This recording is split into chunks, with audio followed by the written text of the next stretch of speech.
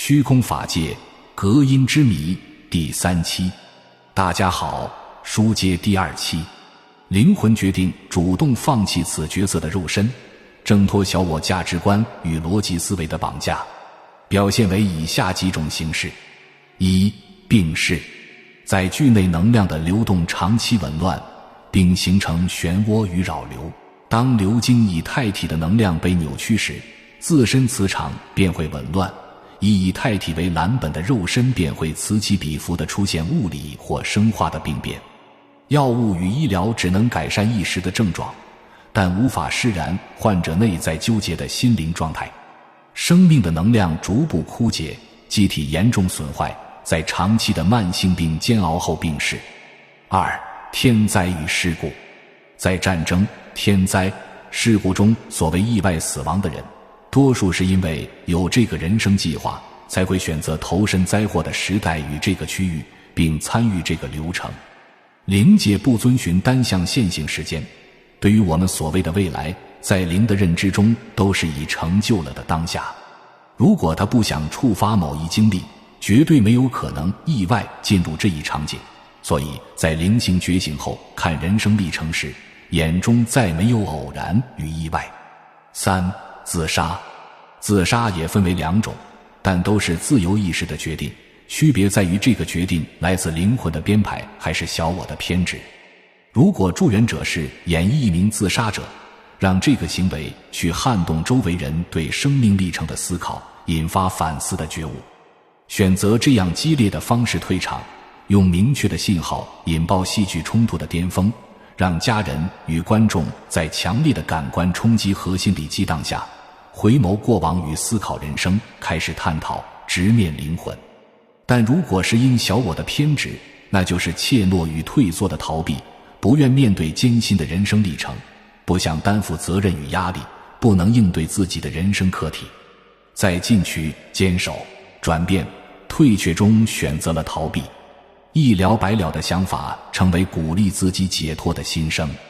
殉情看似是对爱的追寻，实际是对自我价值的践踏。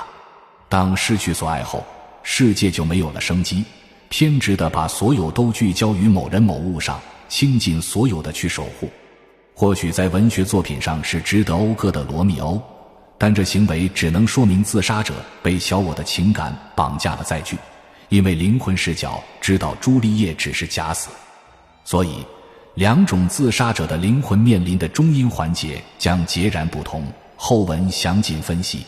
在死亡的可能性到来时，是否接受死亡的发生，全都取决于个人的生存意志。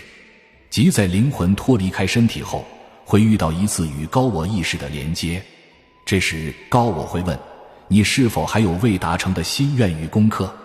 是否还想达成那些课业？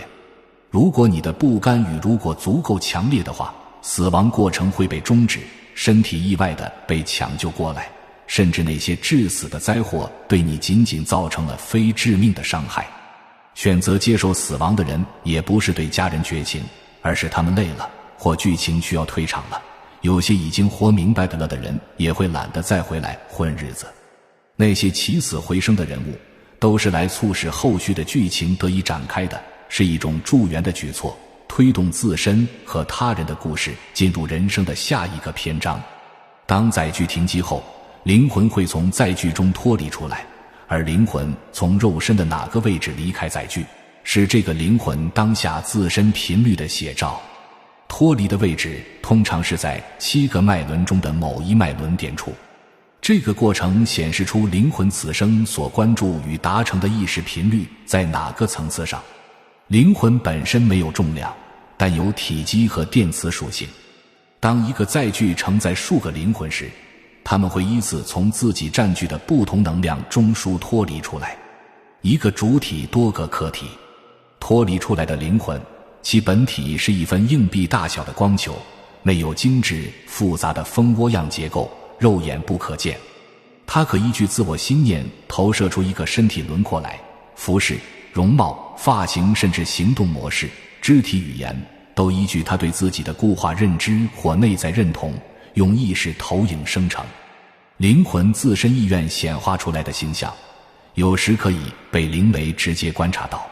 但灵媒所见到的灵魂并非灵魂真身的样子，而是依据灵媒自己的内心意识进行了扭曲。灵魂也会扫描观察者的意识，显化出观察者渴望或恐惧看到的模样、年龄。灵媒自身的意识层级决定了灵媒可以看见哪一类的鬼魂，因为不同的鬼魂也拥有不同的意识频率，在不同的频段中显影，互不可见，就好像我们套叠在一起但不同频段的平行世界一般。而能量频率套叠平行世界，就好像收音机的电台频段。观察者自身的意识频率决定了自己与什么样的灵体相互可见。恶鬼缠凶悍，色鬼伴痴郎，大德会高僧，菩萨见居士。灵魂脱离载具的时机有3个类别，按照时间排序分别是：一、提前脱离，在机体载具按照注定的命运步入致死的毁灭前，灵魂为避免过度的感官冲击与痛苦记忆，提前主动从肉身中挣脱出来，冷眼旁观整个事件的发生过程。这样的脱离可以在死亡前几秒或几天前发生。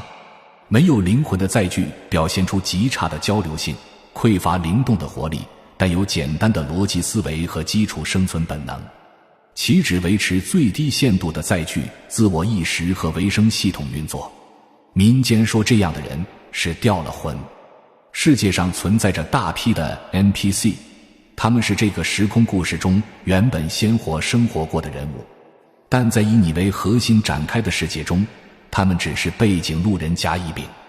这样的角色，灵界没有必要为其注入灵魂，其生灭会始终依据其历史故事中的现成而定，终生不会思考自己存在的意义和价值，甚至不愿也不能探讨这样的话题，因为其载具内没有能支撑此类思考的灵魂。碰触这样的话题是内在背景程序禁止的，以免宕机疯掉。他们死亡时也没有灵魂从中脱离出来。在开了天眼后，你可看到这类人物的身体是暗灰色的，没有灵光萦绕，比游荡的鬼魂还灰暗，但他们可以和真人一般与你互动，完成他们机械重复短暂的显象存在。好比你梦中的其他人物，有形象有互动，但不是每个都有实体灵魂被注入，只是你意念里生成的社会背景互动角色而已。时间关系，第3期结束。评论区可以留下你的看法，谢谢观看。